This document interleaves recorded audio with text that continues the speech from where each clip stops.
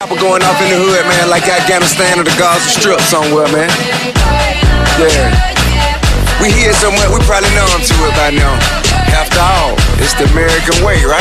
Home of the brave and free. It's America. Free just to murder me. Land of the handgun. Land of the beautiful. Home of the shotgun. Cursed by the hate withdrawn. You're dead if you ain't got one.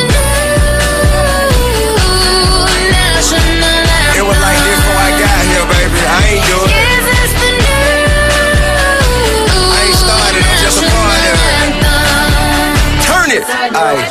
You said it the home of the brave, I get. I said it the home of the K's and the vet. I'm alone with the J, smoking yay cause it's stressed. Home prone with the text, so the spray for respect. I learned from the bed, you can stay in the jet. Brought word from the vets, burn the rubber in the bed. It's good as it get, you can play with the red. Then I got older and learned stay away from the wreck. God bless you, nigga. The hustle up and make 8 figure. Turn from a goon to a great young nigga. I complain that you doing what it take, young nigga. I was raised in the dick, ain't to hate, young nigga. I would dodge the police because they hate, young nigga. And we hate them too. 38 him shoot. How to change the system or take him through. He ain't a killer, but he will if you make him do a homicide here, right there. Put him on trial, let him have a life sentence, then do it with a smile. When he only 19, he ain't even had a challenge. I told him, mama, he'll be gone for a while. And she cried. Still did you put him inside? Now she all on her own cause her other son died. Listen to the politician as he lied and he lied. He a snake in the suit trying to hide in the sky.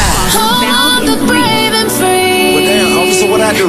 Free just to murder me. Hold on, man, don't shoot. I live over there. Land of the beautiful. Hey, man, what you doing, man? Cursed by the hate withdrawn. You tripping, dog? Is this the new? How many times did that happen to you?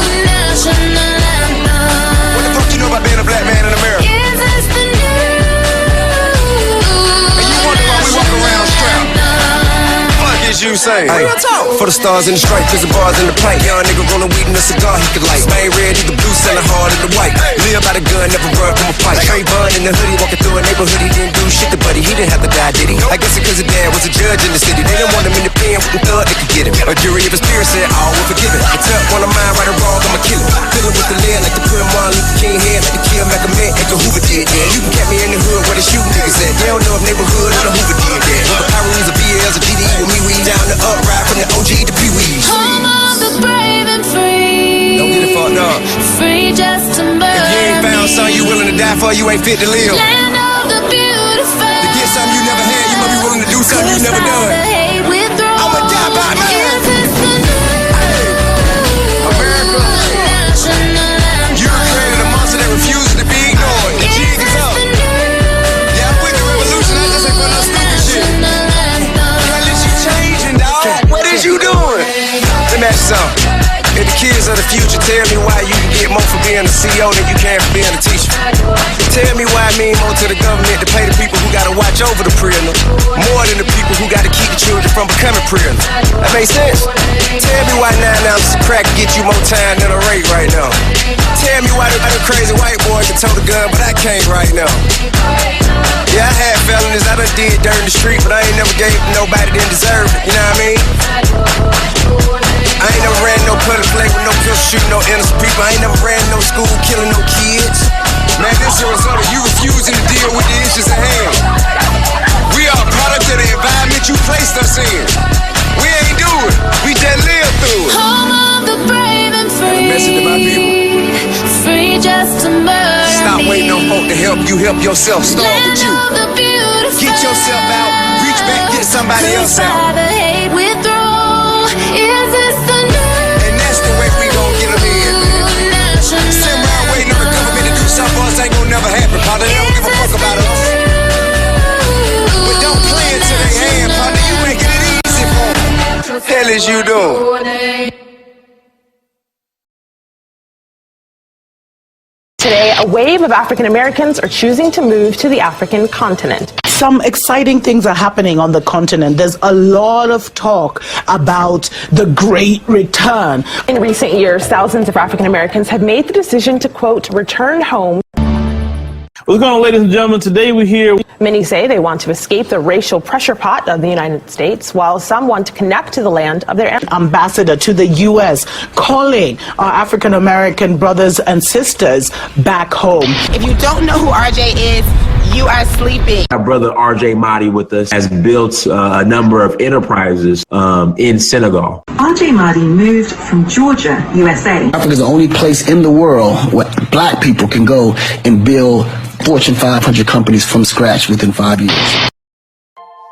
In December of 2019, after living in Senegal for 5 years, I was interviewed in Dakar by another African-American repatriate about the full backstory of my family's journey from inner city USA to building cities in Africa. Family out there, my name is Olimata Taal. We're here in the great city of Dakar, featuring the great King RJ Mahdi. How you doing, brother? I'm doing all right. The interview was never released until now. Incredible. When you look at just the work that he's done and the people around him, you know that he's a great mover and shaker. Now, you've been here in Dakar living for some time, doing incredible work. I want to talk a little bit about that, but first I want to delve a little bit into your upbringing, you know, just what was life like growing up in Atlanta? Childhood for me was a little unorthodox, you know. My parents were, you know, already from that revolutionary mindset. They already had kind of set their sights on doing something different, you know, with their path. So my parents actually became Muslim just before I was born. I'm the first person in my family born into Islam. As a young kid, we were very active in the, you know, Muslim family community circles, both in Philadelphia, where I was born at, and in Atlanta, where I grew up. And, you know, that kind of started the beginning of my community experience. So, you know, that, you know, carried on into probably my teenagers, but then it kind of turned into a different, you know, experience. And I guess the all too familiar experience in inner city U.S., you know, growing up in, you know, the environment where there's so many dangers, so many negatives, so many things that kind of hold us back. The teenager, I immediately saw that something was going to be necessary to be done differently, you know, as I became an adult. You know, I didn't complete school in the public school system. I did homeschool. At 16 years old, I took my first trip here to Africa. You know, and first I was terrified. You know, I didn't know what to expect. This was in, you know, 2001. It was right after 9/11. You know, there was a lot of, you know, stigmas and things going around, just period, about flying, about, you know, being overseas, about being around Muslims. It was like so much going on. But it turned out to be probably one of the single most educational and impactful events of my life. Now let's go back a little bit, because the community that you grew up in Atlanta, I'm very, very familiar with it, and it's a very special community. Let's talk a little bit about how that kind of like formed a lot of your foundation and the way that you see yourself as a black man living in America. Talk about that community a little bit. For sure. In Atlanta, we have, or where I grew up in Atlanta, there are probably three main Muslim communities that we kind of circulate within.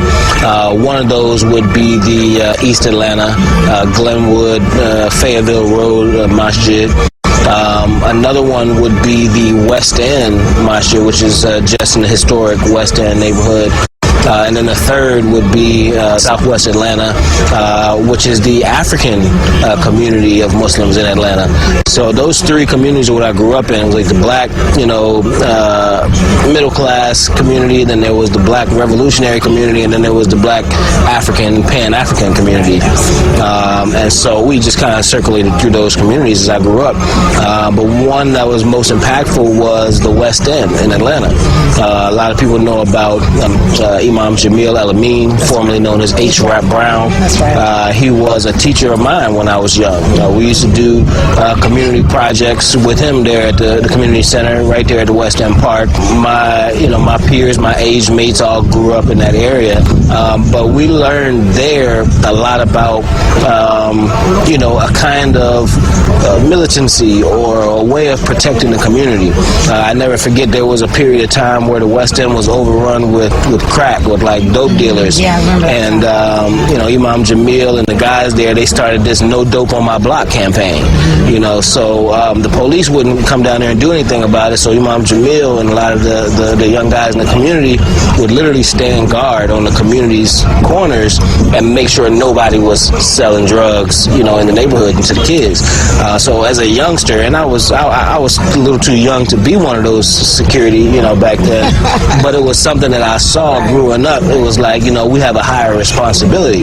We're not just in this world just for ourselves or just for profit or just for fun, but we have a responsibility to our community. And so that, elevated my mental thinking. And then the Southwest Atlanta community with the Africans was like a whole nother educational experience. Continental Africans, Senegalese, Gambians, some Ghanaians, but we used to go there and spend a lot of time, and I used to remember just the warmth from our continental African brothers and sisters. Like, that community was one that I felt like was very personable. Right. It was very close and God-centered and had a lot to offer. And so that was the community that actually convinced my mother eventually to send me here to West Africa. So let me go back a little bit. So you add your non-traditional education with this great community that you've grown up that has really infused this love of Africa, love of self, love of moving forward as a black man, doing things very different and unconventional, and you you end up in Dakar for the first time at the age of 16. What was it like as a young man coming to Africa for the first time, and you had been hearing so many different things about Africa all of your life? First of all, let me touch on the things that I heard first, right? So prior to coming, I had heard every horror story imaginable. Right. The mosquitoes will kill you. The heat is unbearable.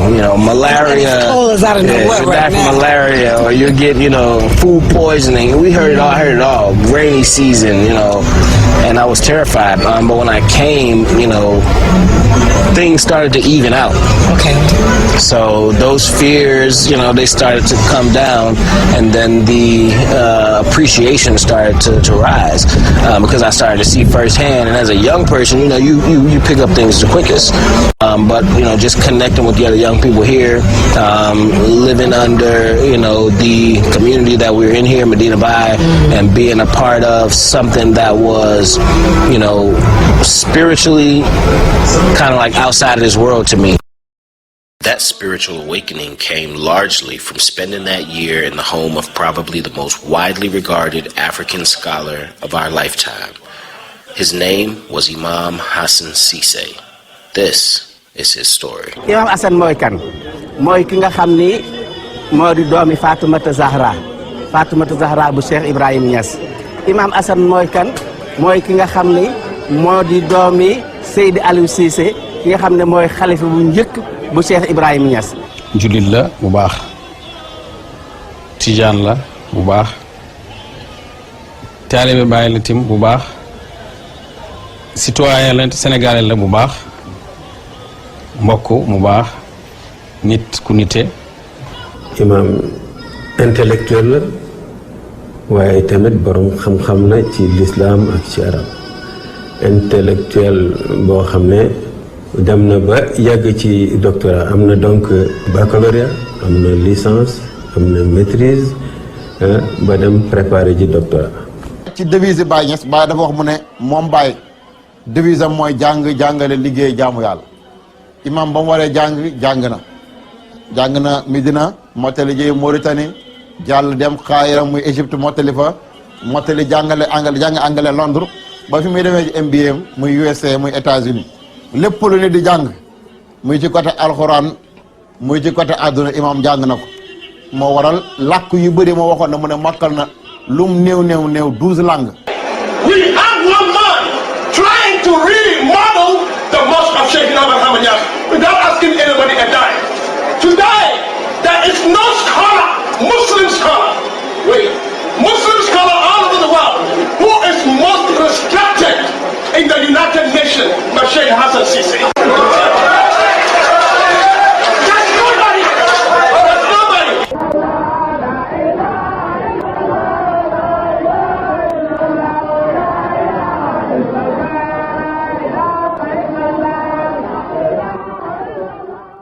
yu bari ci Amérique daje nañ fi man nga fay gis ñoo xam ne ña nga jógee ba New York ñu jógee ba Atlanta ñu jógee ba Chicago ñu jógee ba Detroit Michigan jàll nañ frontière yooyu sax am na ñu jógee ba Trinidad. Allah will be for you anywhere else in America and outside America. That's why whatever you do it for Allah. Whatever you don't want to do, even stop doing it because of Allah. If you love for Allah and hate for Allah, then your iman, your belief is completed. It's a complete belief. Love for Allah, hate for Allah. If you love anybody, love him for Allah. If you hate anybody, hate him for the sake of Allah. If you do that, your belief is completed. That impacted me a lot, and that was really what made me at that time, at 16 years old, set my goals on living here eventually and being a part of the development of Africa. So you've done a lot in your life, and I want to kind of delve in specifically the music industry and what your early career path was. Can we talk about that? Because you was out there making moves. I mean, I was, ironically enough, the music industry for a lot of us, especially young, black men in America, is kind of one of those only way out, scenarios.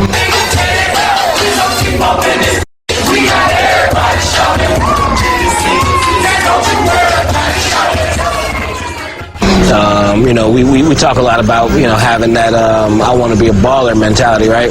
You got a guy, he's tall, he knows how to play, and he's like, one day I'm going to be a basketball player. That's his only way out. So for a lot of us, right, I couldn't play ball, right? So music was something that I was good at. It was something that my peers were good at. We enjoyed it. So we figured that we would, invest ourselves into it because perhaps it was a way out of an environment that little or few people make it out of. And so, we were young. We did a lot, man. In the early 2000s, I did quite a bit of music production and marketing promotions for, what we now call the crunk era. Right. So, I can see you all up in that. We some head busters. So we traveled around a lot, throwing these parties. We started out doing high school parties and organizing, little mini concerts and things like that with, a lot of that era's, stars. And so that kind of moved into more of a media role for me eventually. So early on, we started doing TV programs with Comcast TV in Atlanta. We started creating our own media that, would eventually take us to the next level in our careers, or for me anyway, because I always knew that music wouldn't be my focus forever. Right. But I understood it to be a pathway to what I wanted to get to. So, the music, it was fun to record music, but it was even, more interesting to me to be behind the scenes, to be directing, to be creating media, to be behind the camera, to be, that guy. So eventually it turned into that. In 2008, I moved to New York.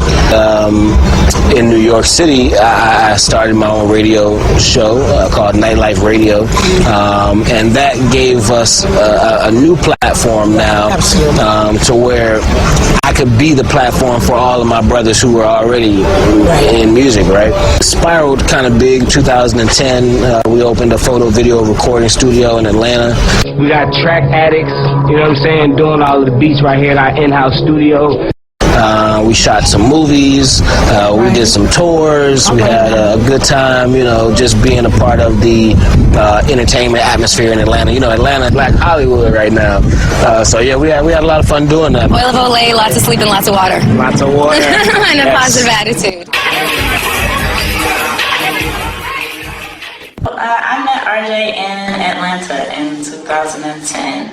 I met him through his media marketing company. He was helping artists kind of get a jump start on their careers. And I was interested in learning how to model at the time. It was like a new venture that I was interested in, and I ended up linking up with him through his company.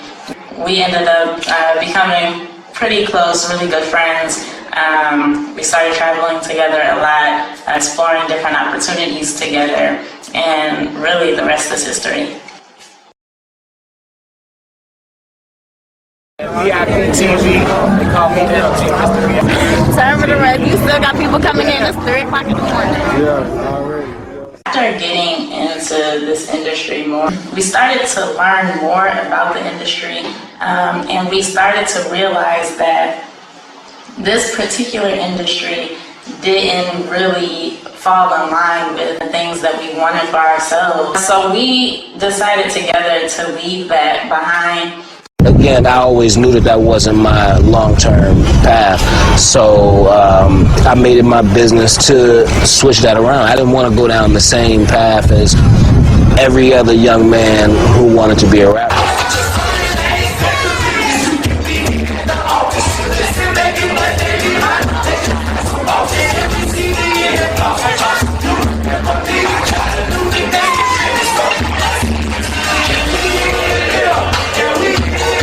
You know, I wanted to separate myself, and I wanted to do that in a way that it was productive, not just for me, but for them as well, for those people who were, you know, looking for an opportunity. And so I went into sports marketing, took on contracts with the Atlanta Hawks, the Memphis Grizzlies, the St. Louis Cardinals, traveled all over the country doing, you know, promoting baseball games. I don't even like baseball, but they paid me good, you know. We also did hockey campaigns for the NHL, Florida Panthers. Initially, we started working together in corporate sales and marketing. RJ, he was already established with the company, and he kind of brought me in. I was like so nervous, right? I was really just getting my feet wet in that type of environment. But that gave me another elevation to me.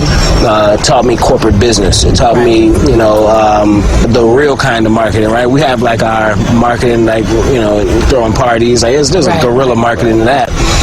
But I got a chance to really develop that corporate understanding. And so I did that for a couple years, but being an independent person I am, it eventually led me to start my own businesses, create my own platforms, my own products, my own clients. There came a time where my wife and I, we really were just like, you know what are we going to do next? Actually, it was around the time that we got pregnant, right? So, you know, we got pregnant. The baby boy is on the way.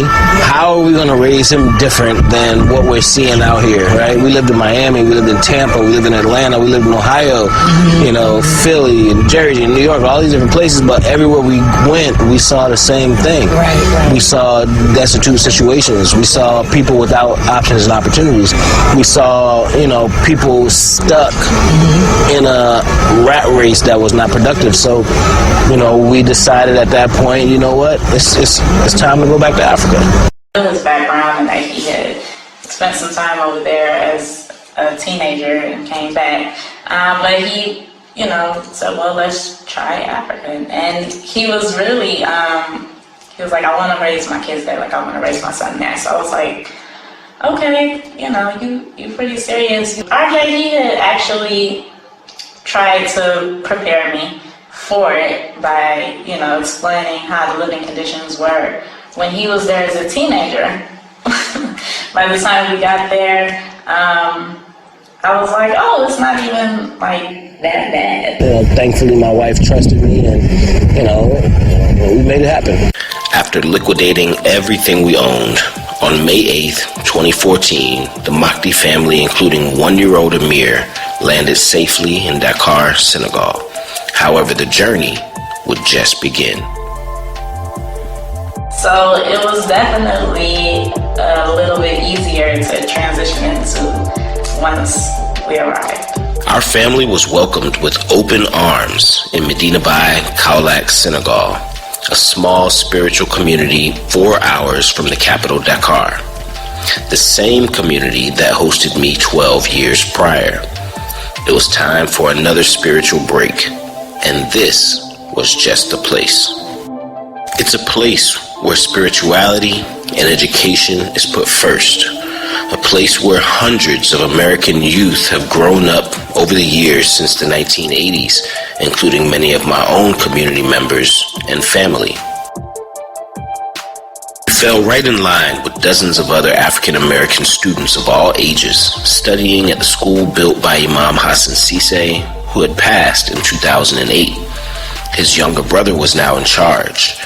This is his story. The school that brought all these students here is an institution of Nasr al-Ilm. Its VP and Director of International Studies, Sheikh Mohamedou Mahdi Cisse, personally teaches and mentors students who also get room and board in the Sheikh's house. Sheikh Mahdi works hard for the school and its affiliates to improve programs, expand facilities, and provide hospitality to guests and visitors who often include international diplomats, students, scholars, and members of the international media.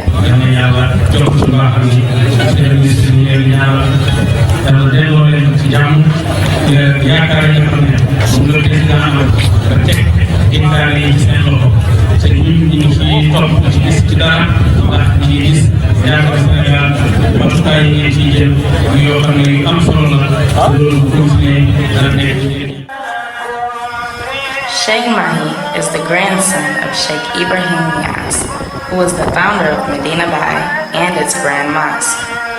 Sheikh Mahdi's father and eldest maternal brother both held the chief imamship until their passings.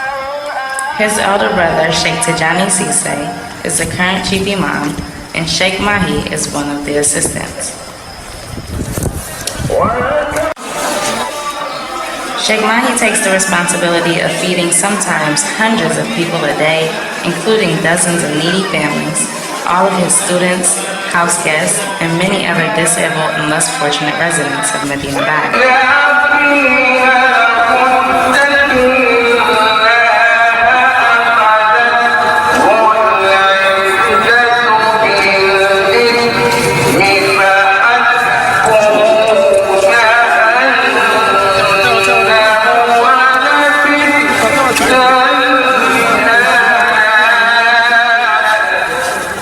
On any given day in the Sheikh's house, you would find dozens of African American guests and students studying, relaxing, and building fellowship. This was just the kind of community atmosphere we were looking for. Sheikh Mahdi's wife is an African American, also from Atlanta. Our families have been close since we were children. And now, not only is she heading up the African American Institute's preschool program, she's also the director of Medina Baye's only clinic. Here's how she's serving the community.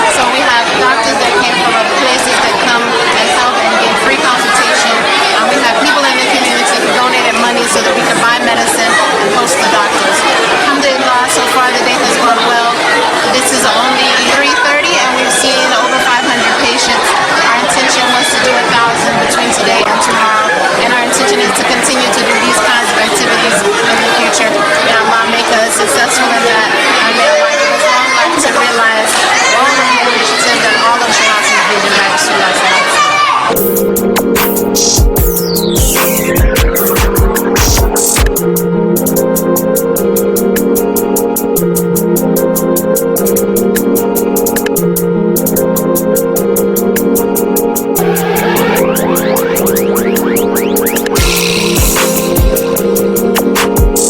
witnessing such great leadership, I decided to be of service.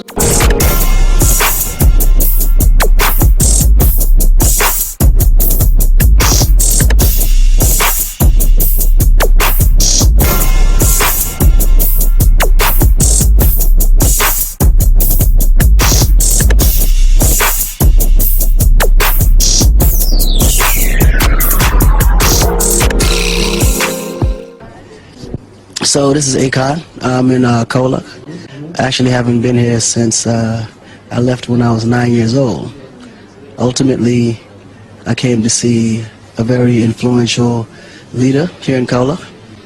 You know, Singh Sise.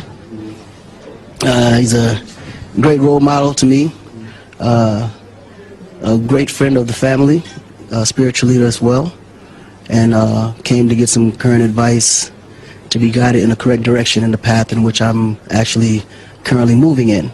And ultimately, from the way we were taught, you know, you always go seek advice from your elders before you move forward. And if there's anything that, you know, puts you in a position of misery, or anything that puts you in a position where you have to be curious or inquisitive, you should always go to your elders, ask questions, and get the best advice possible to move forward.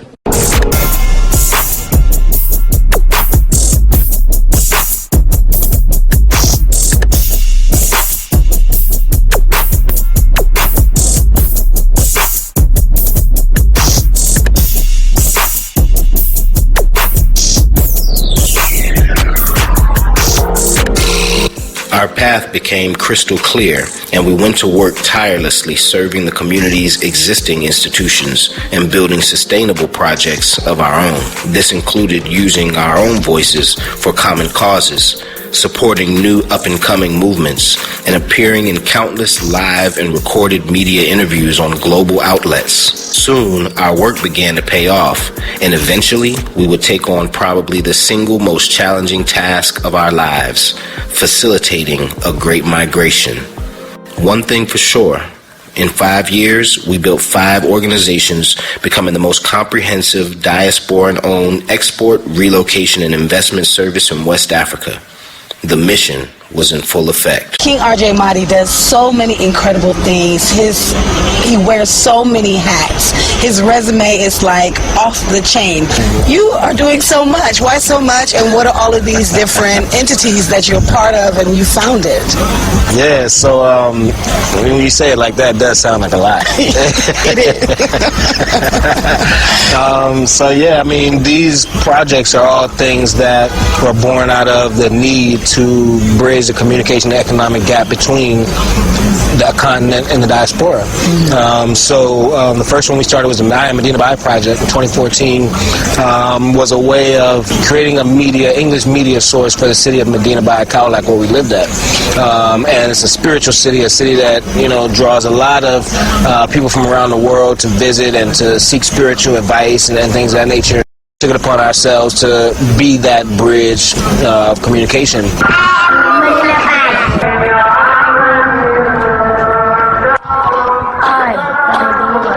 I am Medina Baye. I am Medina Baye. Popular misconceptions about what it is to live in Africa. It's not the gods must be crazy, much more like coming to America, okay? The atmosphere is very different from Michigan. The architecture here is something you wouldn't really expect, because the houses are actually nicer than the houses in America. They're like so intricately designed. My king-size bed was just very comfortable. And this was a very good chance for me to save my children, my family. When I first came to the Dollar G, it was fun. My brother and I created an initiative called Help for Humanity, and this initiative helps those who are less fortunate. And that turned out great. I mean, I've covered 3 or 4 different presidential visits.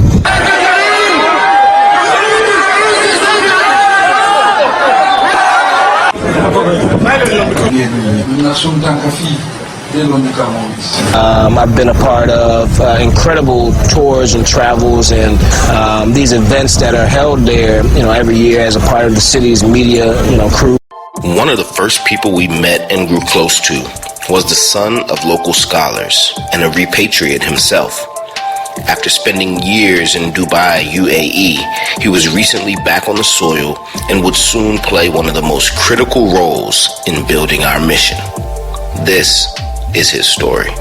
I came back to Senegal after 7 years living in the Middle East in 2013, but a year before RJ and Aliyah Mahdi came to Senegal. When they came also, we see that positivity. We see that we wanted to bring change together in our community, as they were not just coming to visit Africa back. They came back home and wanted to make it a place more comfortable for the rest of our brothers and sisters out there to find their way back home. And so we took that to the next level when people were watching our media but decided to inquire about economic opportunities. So they're like, okay, great. We see it's comfortable. We see there's a spiritual aspect. We see there's Americans there, English speakers there. But now what about jobs? What about investments? What about purchasing homes? It's a really quick process here. One of the good things is every building you see here is made with this type of brick. So we started the Made in Africa project, which provides that. It helps the diaspora to shop with, visit, invest in, and relocate to the continent. That took off. We've shipped out tens of thousands of products around the world. We ended up partnering with the National Postal Service here, La Poste Senegal. We're here at Puli Postal at La Poste. This is where the big packages get sent out. I'm standing with Jalen, who came all the way from Los Angeles, flew here to Senegal to pick up some stuff at his border and to help us ship off some of it. But this is what we're sending just today to the United States. We've got about maybe 150 kilos worth of skirts, dashikis, you got some dresses, just different items here that are going to ship.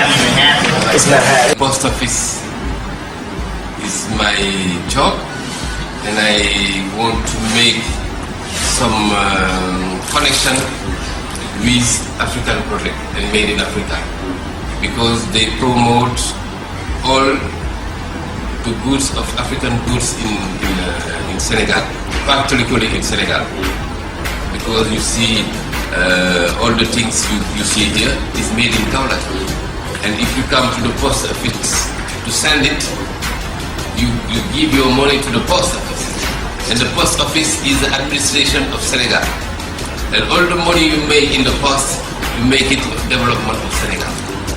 And why I tell Made in Africa come to develop economic of Senegal.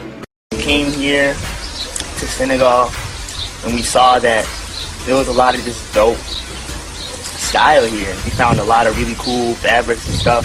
But I'm glad that I was able to be the connector between,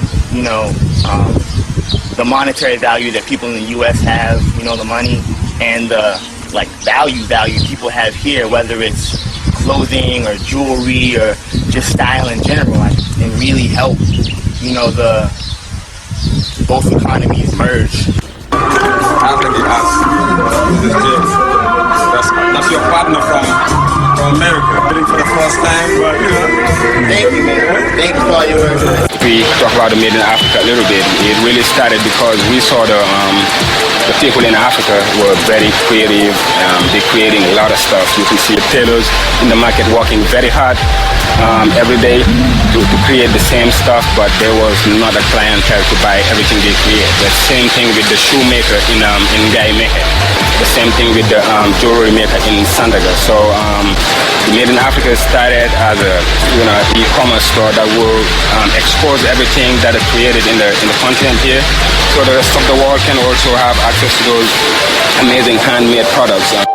Eventually, we would build a partnership with the largest local operated manufacturing facility in the country, with over 500 independent tailors and artisans creating and stocking tens of thousands of products.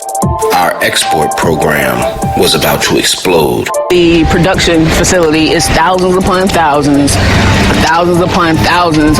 You got fabric, you got your handbags, you got custom-made clothes, you got the earrings, you got the bracelets. I mean, I can go on and on. You got shoes, you got bags. The bags are amazing in itself. Laptop bags, you got book bags, you got handbags. ñaata nit ñoo si dugal seen loxo sa staff ak lépp daal. léegi na fabrique bii nii dafa am plus de 500 places. bu gisee lii dafa war a xool ñam si parce que lii nii boo ko ñamee je crois que tu vas oublier les habits blancs.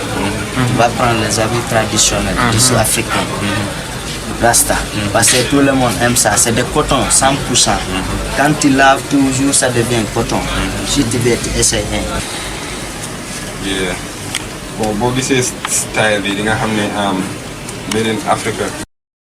And now that's grown into something that, you need to be able to actually have teams and, it started expanding. It was bigger than just me and my wife at this point. So we took on a role with the Give One Project, which was founded by Chon Young, who's co-founder of Akon Lighting Africa. Give One Project is a global organization. It's in more than 30 countries. But here in Kabalon is actually the hometown of the founder of Give One Project, Mr. Chon Young. dafa am ay portion ci économie boo xam ne il faut que muy jóge ci doomu dëkk bi lekk bi ci la bokk transport bi ci la bokk infrastructure bi ci la bokk li ñuy sol aussi ci la bokk. bu ñu doolalee ñu mel ni yéen ngeen jaay li ngeen di sol pas seulement pour Sénégal mais mën ngeen def ni américains yi def made in Senegal sold in the United States parce que léegi mën nañu utiliser internet comme ni ñuy commencé website bi africain. So that's really what everything about this project was about. Give One Project, I am Medina Baye, and the Made in Africa. Because the Give One Project, the goal, the aims, and the goal was really aligned with what we're trying to do. Was part of building the community. And the goal of Give One Project is to engage young people as leaders in creating that and creating a better and healthier community. So that's the reason why we came, bring young people together from every school in Kabalon at first, put some of them to training and entrepreneurship. Was there to help close the gap there, the language barriers, and see how we can mix the cultures and mix the language so people can learn from different cultures and different languages. We took that on because it helped to develop young people.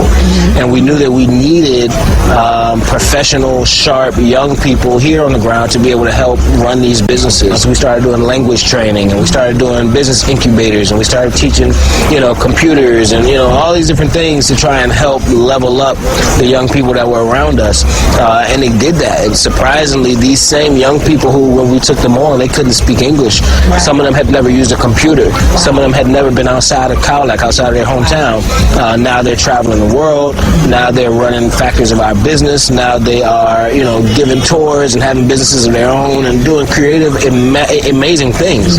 What's going on with the Give One Project is just beautiful. I've always had a strong belief in entrepreneurship, and I believe it's something that everyone needs to be taught, but not everyone necessarily is being taught. So when people are coming together to,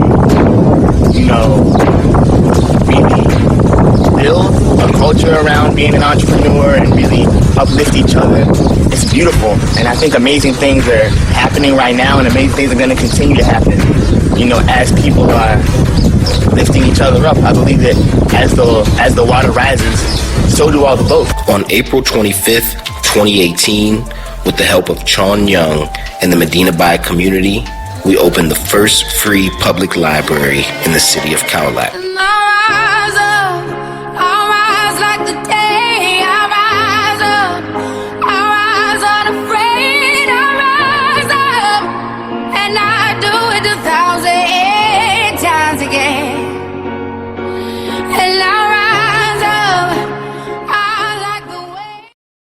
Building in developing like this is a community operation. It's something for all of us. It shouldn't be any one person's responsibility. And this is a show of that solidarity, to have people come and bring little by little what they can, to make something for the community. And we want to see a lot more of that. So we appreciate these guys, and we appreciate Sean and just the international community support. Forward ever, backward never.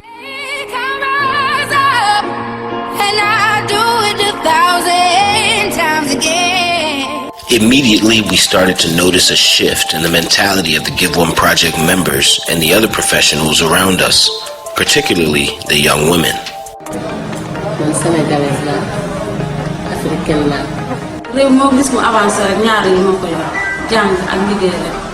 Sénégal am na ndox am na suuf am nañ formation donc dara manqué ñu instant yi ñu gën a góorgóorlu. léegi ñun africains yi leen booloo nekk benn bëggante surtout ñu toppatoo jàng xale yi parce que xale mooy avenir ëllëg. bul xaar état di la jox liggéey dama nga xool loo mën liggéey dimbali sa bopp dimbali sa population. tëgg rek nelaw mayam dara liggéey moo yor réew mi. nekk gëm li ngay def. doon nañ ay réew yoo xam ne peut-être ñu sous-développé la woon te léegi ñu dem nañ bu baax te loolu yëpp wàllu éducation moo ko may. développement buñ ko uti bitim réew buñ ko jéegaani mën nañ koo am fii ci suñu Afrique. dañu jàppale suñu biir te bañ a xeeb dara te xam ne ñun neen la daal on est ensemble. entreprendre yombul mais courage bi ak vision ak objectif bi di nga ci am ak dër googu moo tax nga egg fi nga jëm. développement buñ koy def dina war a boole africain def ko les États-Unis d'Amérique yooyu ñoom dañoo jël sa 52 pays def ko benn pays ngay nekk benn nation Afrique dañoo war a jël tous les pays def ko benn pays. lépp luñ bëgg ci Afrique rek yàlla may ñu man loolu rek laa bëgg naa Afrique avancé. After 4 years of serving and impacting the city of Kaolack and accumulating millions of views across platforms, our entire team and organization moved to the capital city of Dakar in order to better serve clients of our now booming travel and tour business. Let's take you on a road trip to some of our favorite tourism hotspots.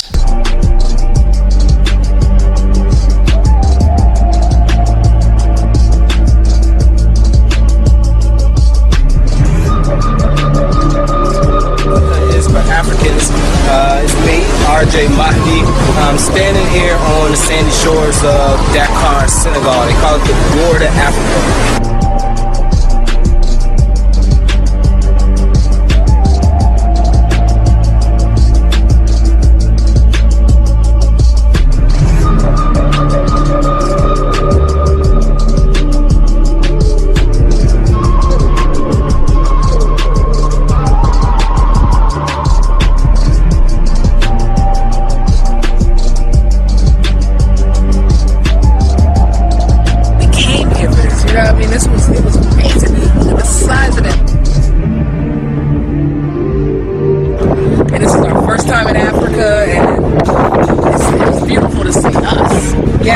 On a sculpture, yeah.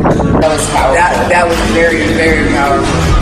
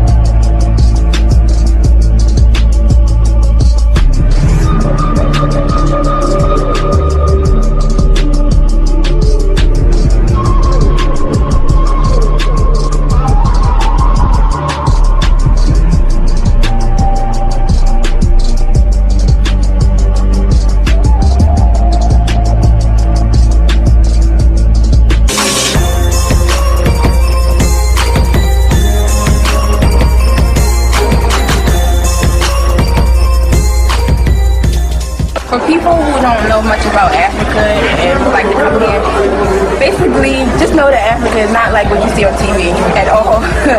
Just don't believe everything you see on TV. You have to come and live and come experience for yourself.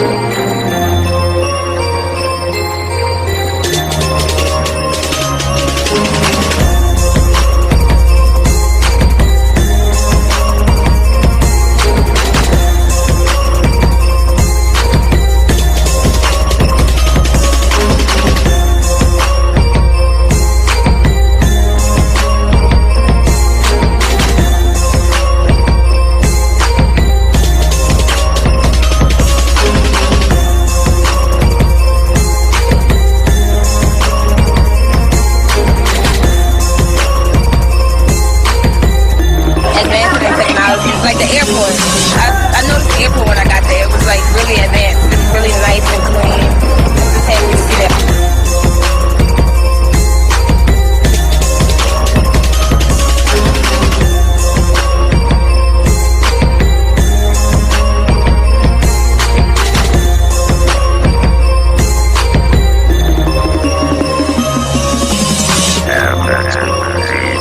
The people here are just great people to be surrounded by, you know, all very helpful and productive, you know, all shooting great ideas out.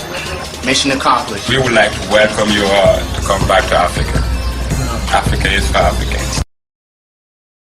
There are 15 African Americans that have come as a part of how you facilitating them here. That's right. Making sure that they have a great time.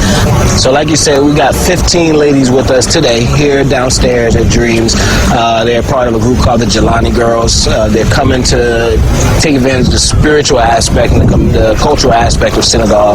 But we've been doing that a lot. We've been bringing so many groups, groups of 30 and more, where they come, they want to see, and they want to touch, and they want to feel, they want to be a part of this African dream. Our job here is to make sure that when African Americans that come to the diaspora come to Senegal, that they have the best possible experience. Being here at Starfish has absolutely touched my heart.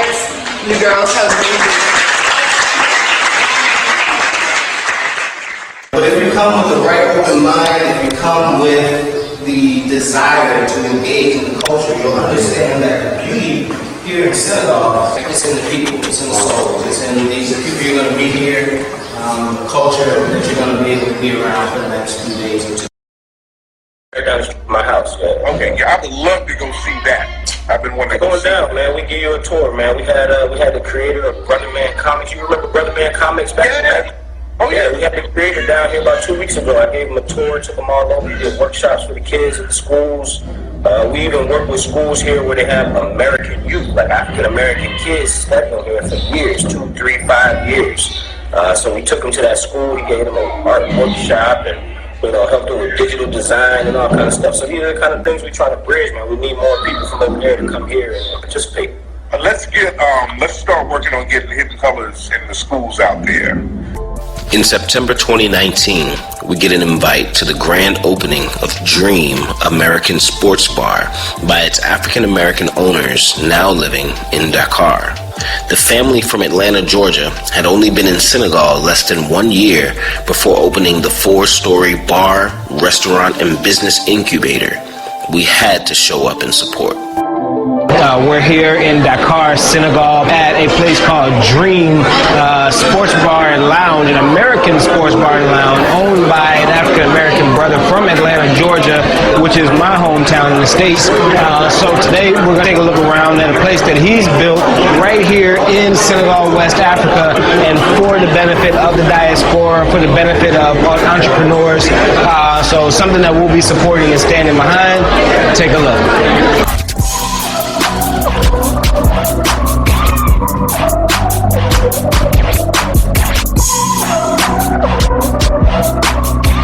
My name is Tamara Williams. I'm actually one of the owners of the New World Initiative as well as Dream Sports Bar here in Dakar, Senegal.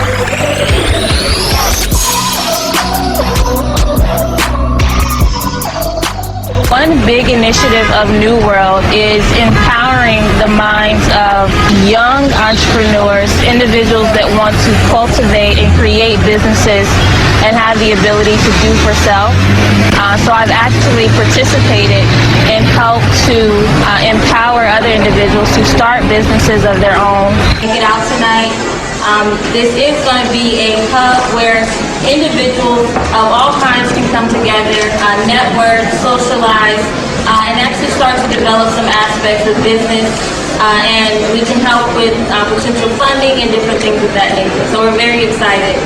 So coming from a background of not necessarily always having opportunities and coming from a less privileged background, at a young age I was kind of forced to place myself in a position where my escape was entrepreneurship.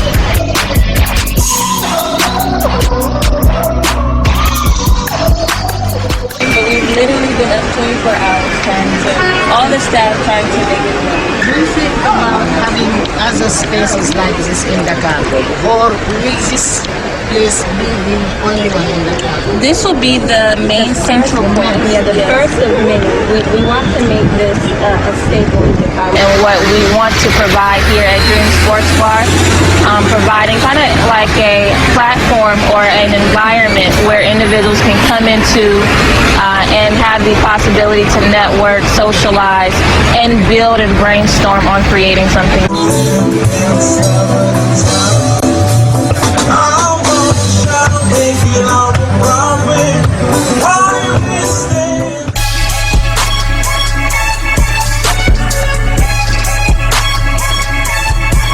I'm here at Dream American Sports Bar and Lounge with the founder, Andre. Man, I know you got a busy night here. You got the mayor, a bunch of guests.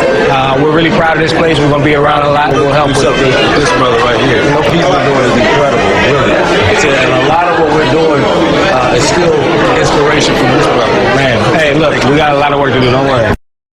So So we created the Africa Day 2020 plan out of that need, which was so many people wanting to come and be a part. So we designated May 25th, 2020, which is Africa Day, or the Africa Liberation Day, to call the diaspora around the world to be a part of the collective development, right? Come in and take part in activities that improve our communication between each other, that unite us. You know, right now we're just looking for everybody to come.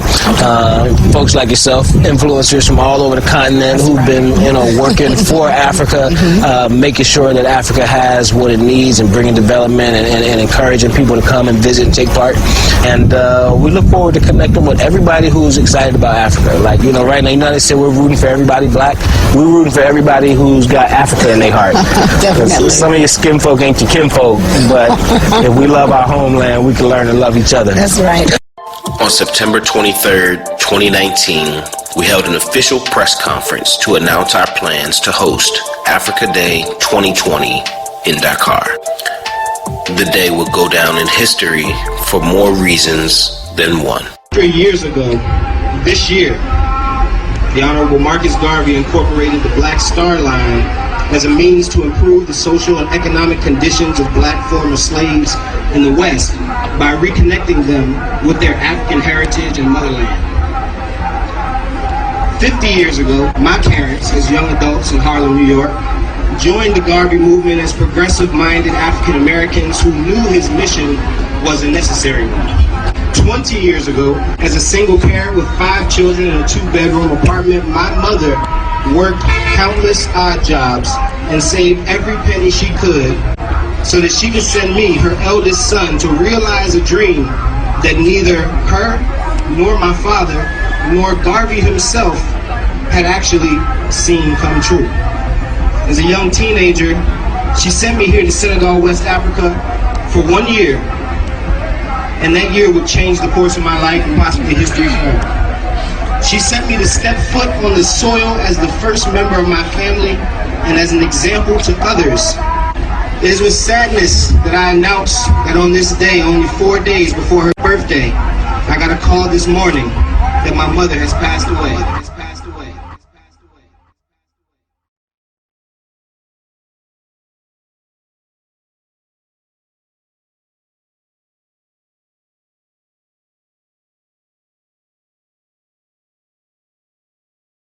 I considered canceling this event and or postponing for a later date, but then I remembered the purpose, and the reason just became that much more important. So many of our ancestors have called upon us to unite, to learn and know ourselves, to build collectively, and to empower each other. And it is for this reason that we move on with our inherited mission. So on this day, we announced we will be hosting the Africa Day 2020 celebration and convention from May 25th through 31st, 2020, here in Dakar, Senegal, West Africa. Without even changing clothes, I flew to Atlanta the very next day for the first time in 5 years to attend my mother's funeral.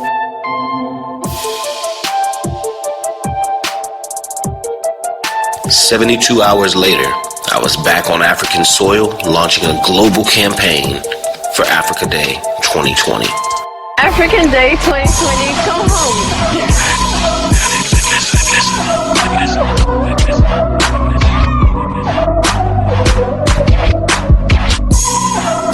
Make it to Africa Day in May 2020.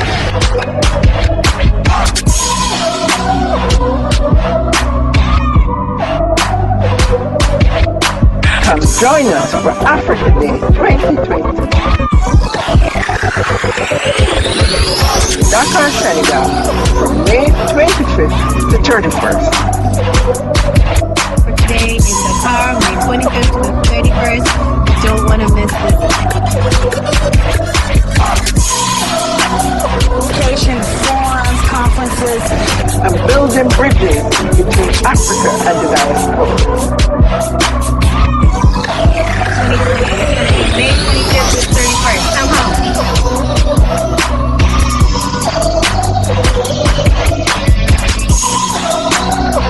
Africa Day 2020. February 11th, 2020, I was tapped by the newly formed State of the African Diaspora to be a roving ambassador for the economic communities of the 6th region. And then 2020 happened. China has said that an outbreak of an unknown viral pneumonia is not the respiratory disease SARS. University of Hong Kong says it's likely a brand new viral pneumonia. Reportedly found a new coronavirus that traced back to the outbreak that we are seeing in Wuhan. And 59 people have been infected with the virus. We will close our border. A travel ban will be placed on all non-residents. More than 3 billion people in almost 70 countries and territories have been asked to stay at home. I'd like to give thanks to the many brothers and sisters around the world who've been checking in with us and following the developments of the global pandemic, especially as it pertains to the upcoming Africa Day 2020 week of events.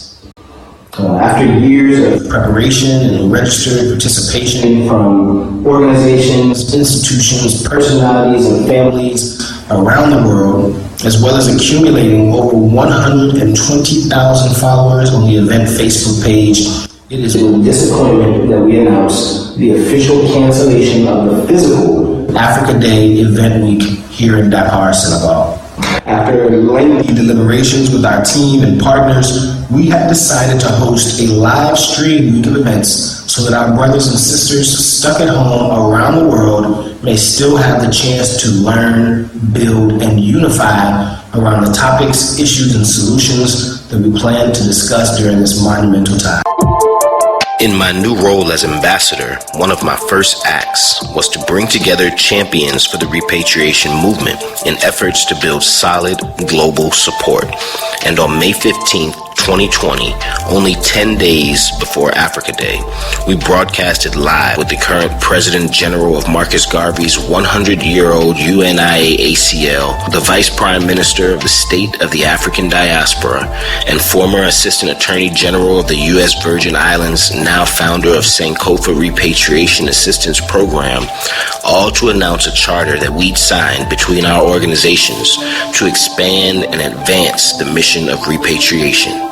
Introducing the Exodus Alliance. RJ, please tell the people about the Exodus Alliance. With the current state of affairs globally, with the current state of the African diaspora, we all know the challenges that we're facing around the world. We have formed an alliance between our organizations, organizations that include the UNIA ACL, Sankofa Repatriation Assistance Program, the State of the African Diaspora, Made in Africa Project, also the Alkebulan Development Group, including also the Black Star Action Network out of Sierra Leone, formed an alliance called the Exodus Alliance. And this alliance has been developed for the mass and immediate repatriation of the African diaspora back to the continent.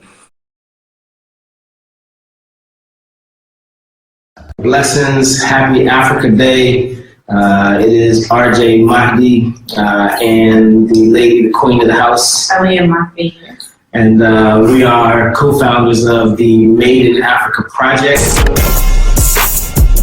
On May 25th, 2020, we hosted 30-plus Pan-African scholars, diplomats, influencers, and repatriates from around the world for a non-stop 8-hour live stream broadcast with over 60,000 live viewers tuned in.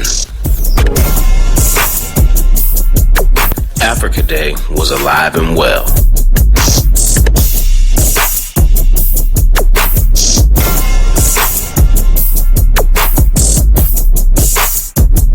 It's time for us to get back to Garveyism, get back to revolutionary Pan-African nationalism, and put the repatriation back into Pan-Africanism.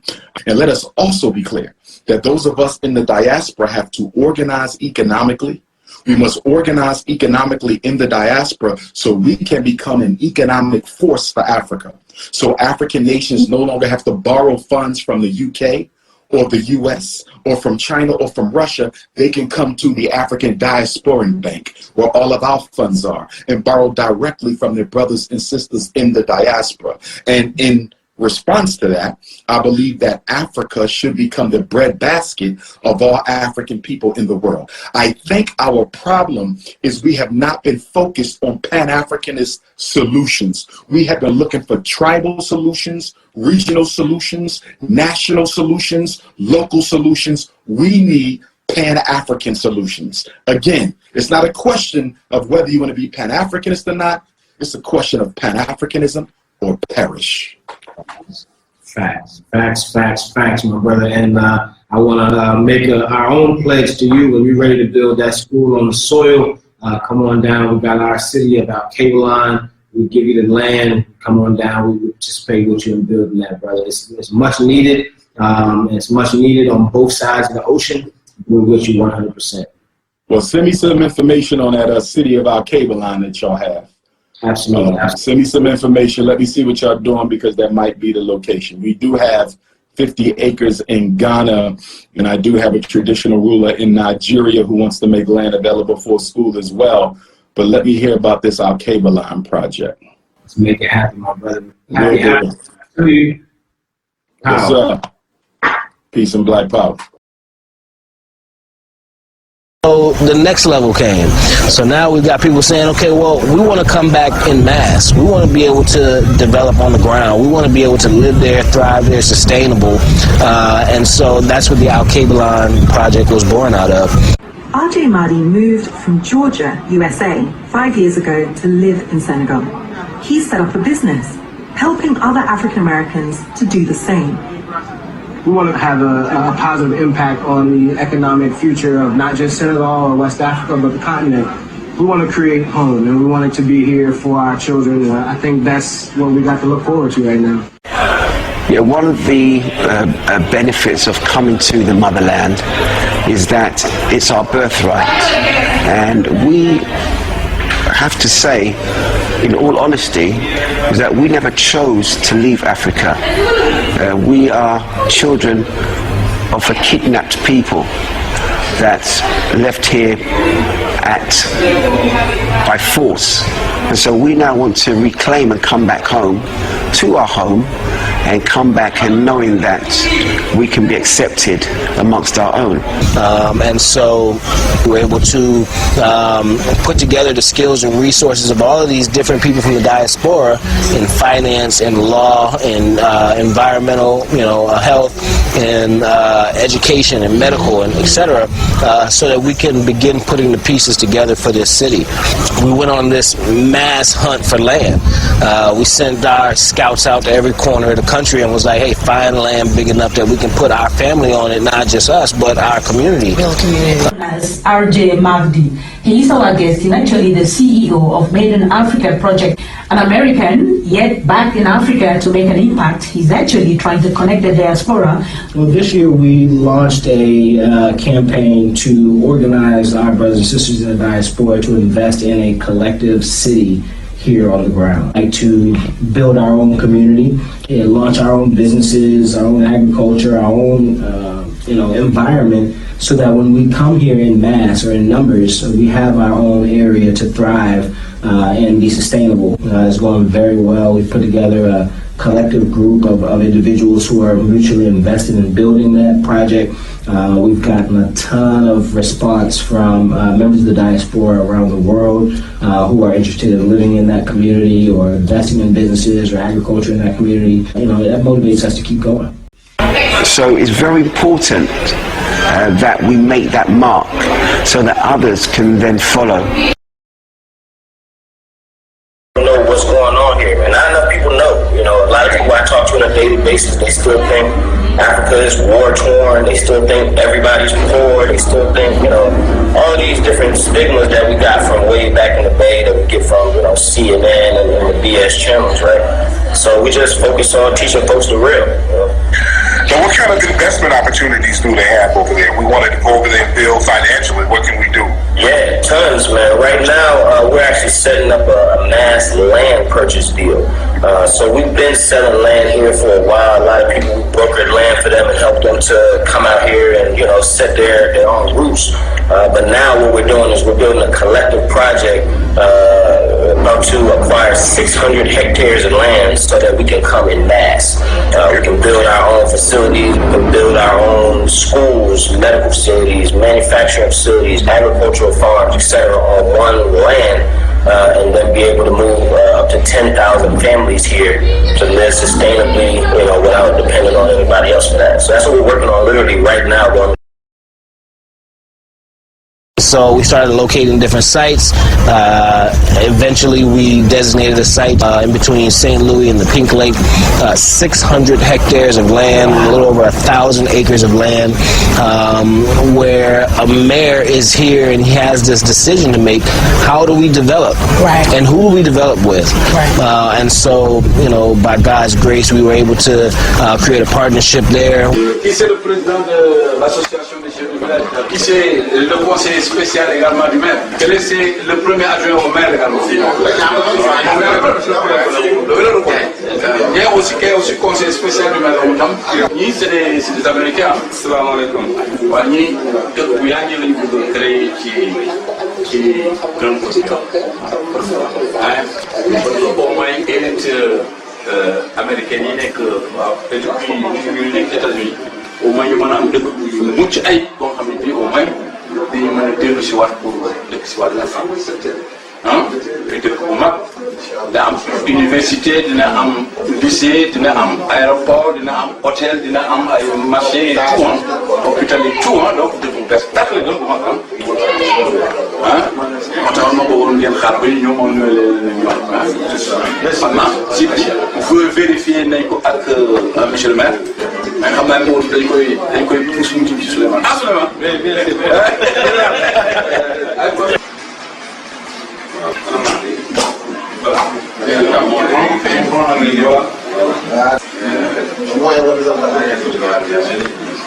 Huge historic day right now. We just signed our convention with the mayor right here in Louga, Senegal, area called Kabalon, right along the Grand Coast. We just signed our convention and partnership for 600 hectares of land to build Alkebulan on. This is history in the making, guys, and you're witnessing it. Africans for Africans. Come home. The land that we have designated for Alkebulan, our repatriate city. We just came out here with a delegation. Out here for the purpose of seeing this area, witnessing it. We're signing a convention with the mayor of this area to be able to take 300 to 600 hectares of this land and convert it into a city for repatriates from the diaspora. We're looking to develop this land for our brothers and sisters, but we're also looking to use this land as an integrative place for those of us coming and returning to mix with the locals and the people here to develop economic opportunities, to create schools, medical centers, manufacturing facilities, agricultural farms, you name it. We're going to bring and put our stamp on this area behind me. So again, all of this was like born out of need, but it's kind of a snowball. It's like, you know, you feed the baby small, and then eventually, you know, he's got whole plates of meals, right? So now it's like the whole meal is out. With the launch of Alkebulan Development Group SA, we took on new partners, including a veteran advisor to the President of Senegal, who would go on to increase our portfolio considerably.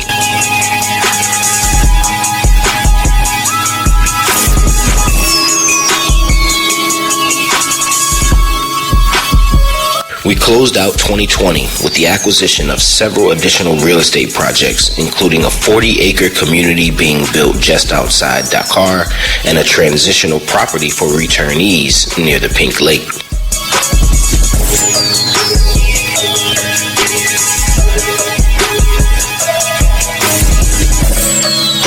Now, with our new corporation status and increased development resources, we are digging in our feet as strategic developers.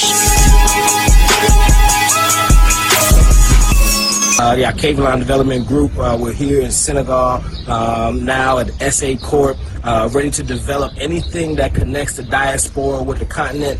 We're building the city of Alkebulan. We're working on other real estate projects throughout Dakar and the surrounding regions. We're ready to work with the diaspora. We're ready to work with anybody who's investing in Africa. Come on, let's do it. Africa is for Africans. And how important was it for you to connect back with the roots of Africa? Do you feel that that is something that every African descendant should strive for? For me, it was of high importance. I was raised in a way that, you know, that tells us that that's important. I was raised in that type of an environment, but I understand that most of us aren't. And do I believe that it's necessary? I think so. And I think that the continent, our motherland, is perhaps something that will call you when it's time for you to embrace it. Not all of us are ready. Not all of us even know how to handle it. Not all of us understand why. So, you know, the primary qualification is to actually be called. Once you've been called, once it's in your heart that that's a place that's calling me, at that point, the return is necessary. And so I think that now more than ever, our people are being called. And so for those people who feel like the continent has pulled at their heartstrings or attracted them in some way, or, you know, reached out to their spirit, I say, come home. It's beautiful. I have nothing to say, but that's gorgeous. Yes. I think we just left us a little. That's poetic. Fast forward to present day 2021. Our programs have successfully welcomed hundreds of members of the diaspora home to the African soil and assisted many more with getting acquainted on the ground. From solo travelers to couples and families. We got Sister Dayla with us. She's got her kids. From Ivy League students to HBCU sorors and NAACP chapters. Glory Island. I got the Reverend Amos Brown of the NAACP with me. We just got off of the boat for Glory Island, about to go see the Slave Castle. Again, Reverend Amos Brown of the NAACP San Francisco chapter is with me, and 20 members of his family. From investors seeking profitable operations to influencers seeking spiritual rejuvenation.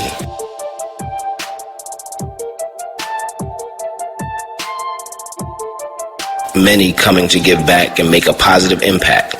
Drawing from the soul. Drawing from the soul. Others looking for Africa to make an impact on them and theirs. The academic programs here, what it looks like. Increasing numbers relocating for good and finding homes and apartments with our help. Some building their dream homes from the ground up. Majority of them linking up, connecting, and building together. All of them immediately falling in love with the culture and lifestyle. As we see our people flocking across an ocean, seeking better lives in the land of our origin, we are reassured of the importance of our mission to provide a safe, comfortable, and sustainable environment for our returned brothers and sisters to call home. This is why the city of Alkebulan and all of the communities we seek to develop are infinitely important, and we need your support to see this mission through. All of the groundwork has been laid. Will we continue to invest our time and energy into societies that reject and oppress us, or are we ready to collectively and productively invest in our own? Now is a better time than any. Join us. Come home.